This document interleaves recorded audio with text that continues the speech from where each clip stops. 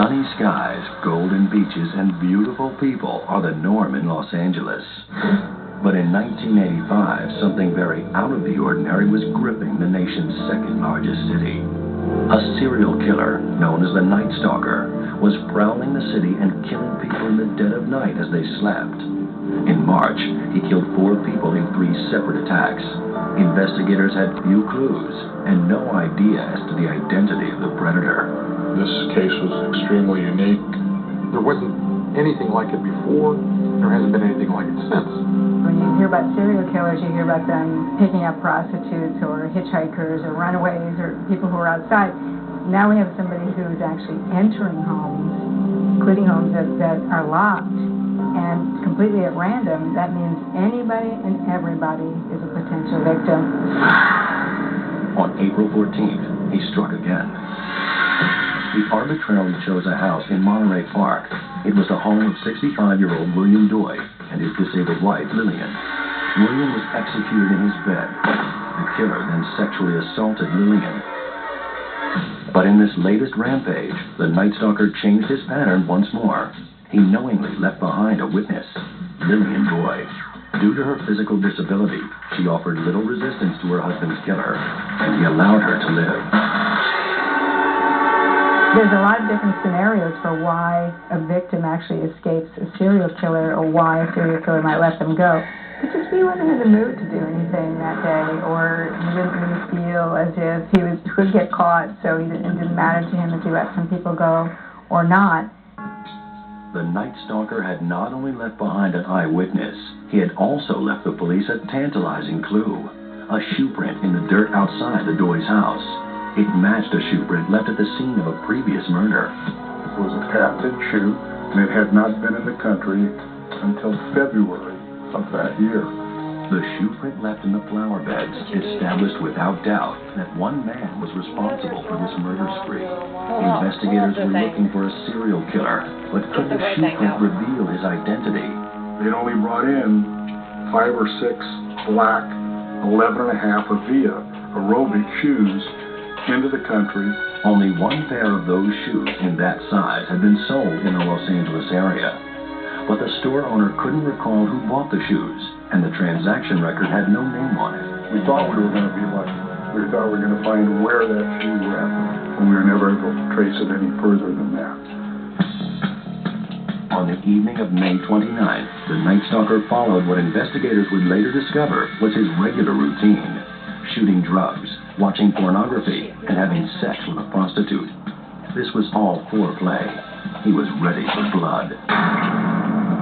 This time, his hunt led him to an isolated Monrovia home. Sleeping inside were Mabel Bell, an 84-year-old grandmother of 13, and her 81-year-old sister Florence Lang. Trusting by nature, they left their doors unlocked. When he turned the knob to that door, it opened, and he walked in.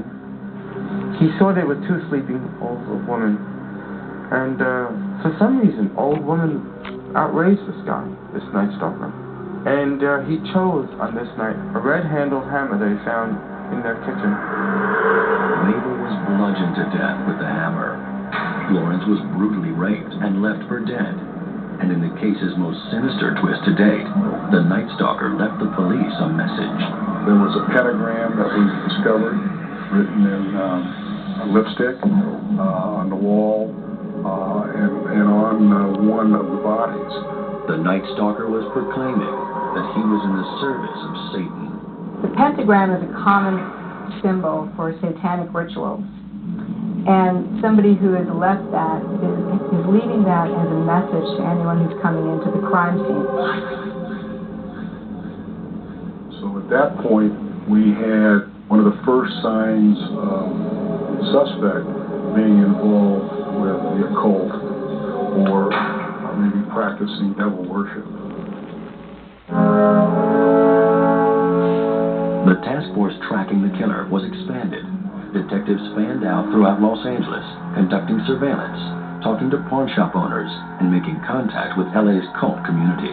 We had investigators from other units within our department assisting us, just taking clues from all over the county With the crimes taking place in several jurisdictions, police communication lines were stretched. It was a big factor in the Night Stalker's ability to remain at large.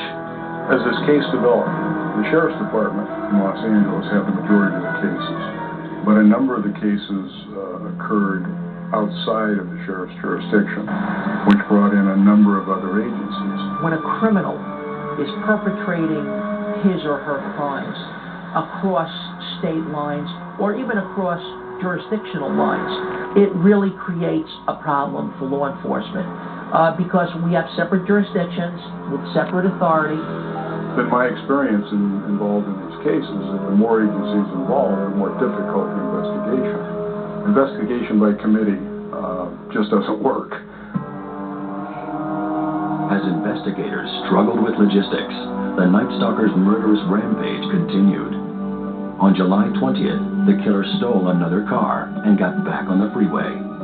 This night, he headed to Glendale, the home of retired couple Max and Leila Conniding. Their daughter Judy called on them the next morning. I remember entering from the back door, and I saw that the back door was open. It was not shut. I walked down the bedroom, and my father was laying. His head was almost totally decapitated. My mother had been shot in the face, apparently, because she didn't seem to have a face. The same night he brutally killed Max and Leila Conniding, the Night Stalker entered the Sun Valley home of Asian couple Chanarong and Somkid Kovanan. Once again, he murdered the husband and raped the wife.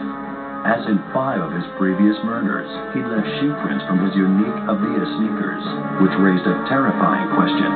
Was the killer taunting investigators?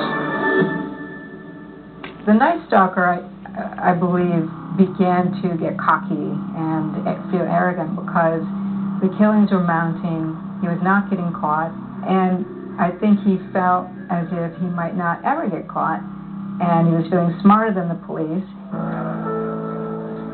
Frustrated and under intense pressure, investigators finally let the public know what they had known for months. There was a serial killer in their midst. The LA Sheriff's Office has beefed up its patrols and warned residents to lock their doors and windows and increase indoor lighting. The tabloids soon dubbed him the Night Stalker. The gory details of his killings splashed across the country's newspapers and television sets. I'm very upset. It's frightening and I'm scared. Everybody is real edgy. We have diligently tried to lock all the doors and windows. For the first time, investigators released the composite photo of the man they were hunting. The word was out, and people sought protection.